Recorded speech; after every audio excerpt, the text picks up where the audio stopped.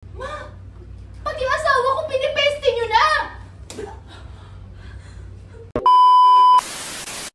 Tama na, ate! Bakit sinabi na kuya mo, ano? O-order ka naman? Aabusuhin mo naman? Hoy, Billy! Bago ako umalis ng Italy, hindi ka ba umiinom? Ngayon, pagbalik ko dito, umiinom ka na? Tataasan mo pa ako ng boses? Alam mo ba ang hirap ko sa Italy? Nasaktan mo kasi ate ko! Bakit ako hindi mo ba ako ate? Kulang ba yung mga paghihirap ko? Pasensya ka na sa mga kapatid mo. At ikaw, ganito talaga ang mga tinuro mo sa kanila? Na sige lang, umabuso lang ng tao?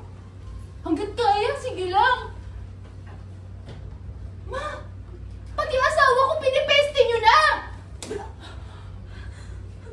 Sumusobra ka na, Mili! Oo, alam ko malaking utang na loob namin sa'yo.